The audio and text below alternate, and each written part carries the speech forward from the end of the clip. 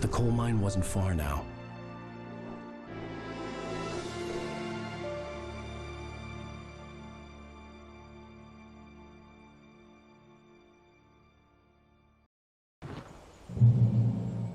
Today, I would meet the kidnapper, and he would give me Alice. I wouldn't give him any other choice.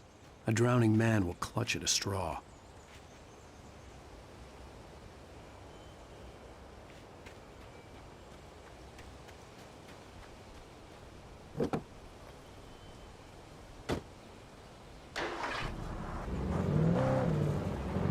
Little by little, without realizing it, I'd come to believe that the story in the manuscript was coming true. The current of its narrative had taken me deeper and deeper into dark waters. Alice had been taken from me. Barry was probably in jail. I was a fugitive from the FBI. The whole world taken over by the Dark Presence was trying to destroy me. It all felt real, but it matched a textbook case of insanity.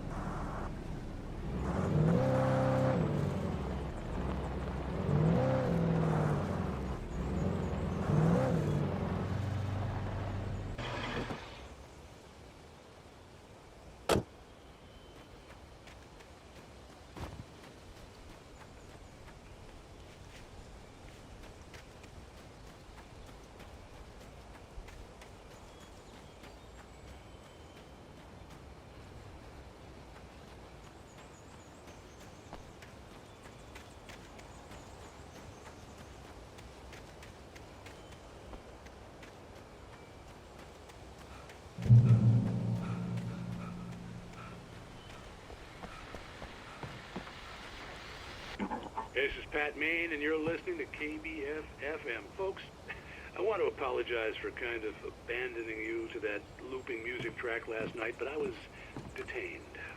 You see, I encountered a big-shot G-man with an itchy trigger finger who could use a lesson in manners and a boot in the ass. Not necessarily in that order, either.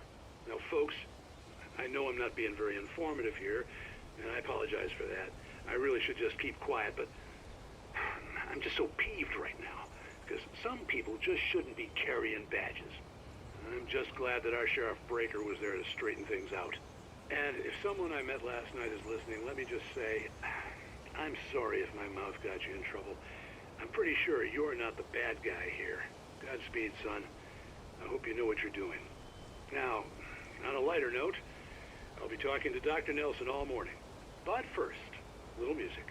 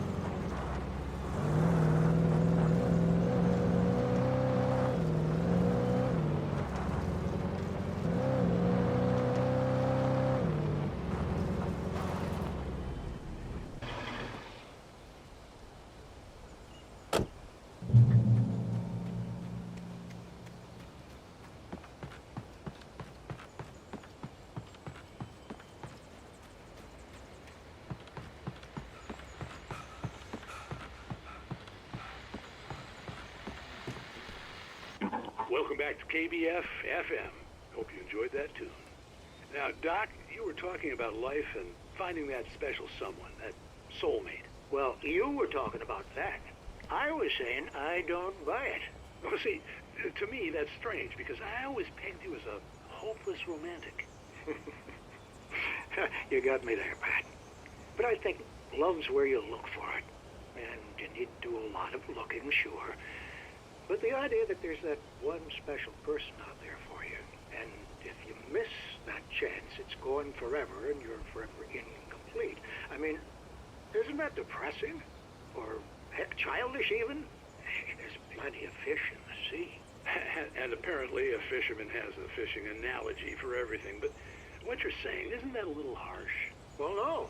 What I am saying is that your potential for finding that connection isn't limited to what's essentially a chance encounter. How is that harsh? Yeah, well, I guess that's a nice thought, but let me say something personal here. Okay. Now, well, I don't disagree with you exactly, but I can't really fit that together with what I feel, what I felt for someone, because she was the one. She was. And I let her drift away from me. Maybe I didn't put in the work, I don't know, but, well, since then, and it was a long time ago, but since then, there hasn't been anyone, not like her. And I'm not saying I dwell on her or haven't moved on. I like my life. I'm not living in the past, but I do miss the way she completed me. You can't argue with the heart, Pat. I'm sorry, folks. I had kind of a scary experience last night, and let's just say it's shaken a few things loose.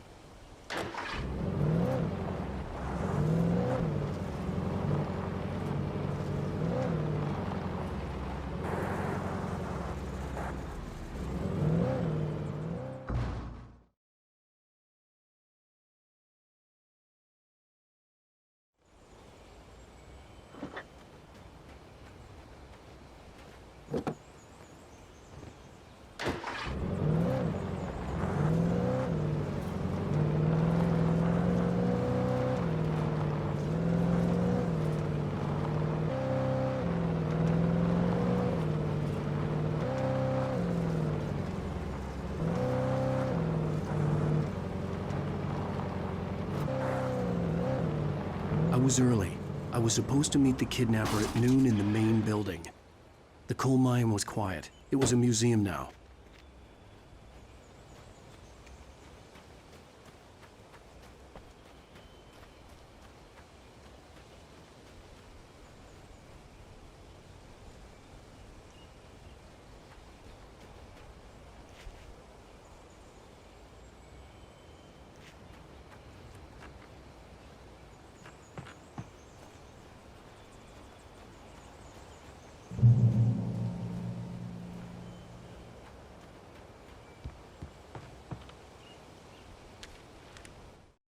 With Nightingale gone and the night wind blowing in through the broken studio window, Maine stared at Sarah.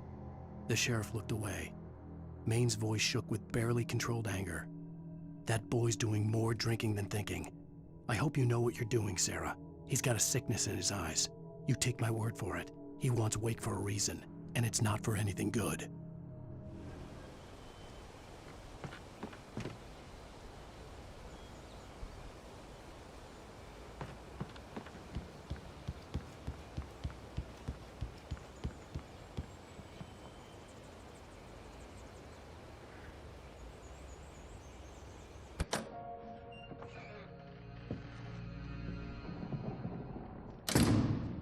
I didn't want to go outside. Cops had to be looking for me. The noon sun turned the place into a sauna. The day dragged on. Different scenarios ran through my mind. Ways of how I'd torture the kidnapper to get Alice back. Or the different horrible things he could have done to her. I imagined her dead. I had no way of knowing she was still alive. It was killing me. I was running on blind hope. It was all a waste of time. The bastard never showed up.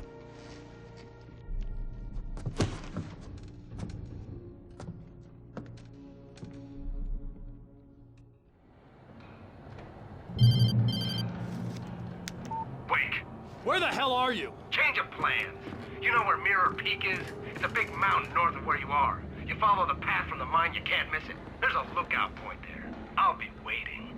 I'm through being jerked around by wanna you. see your wife alive? Cause if you do, you better watch what you say to me. Do we understand each other? I want to talk to Alice. Yeah, and I want the manuscript. Don't keep me waiting, Wake. Hello? Hello? Ah! I'm gonna kill him. I had to get to Mirror Peak.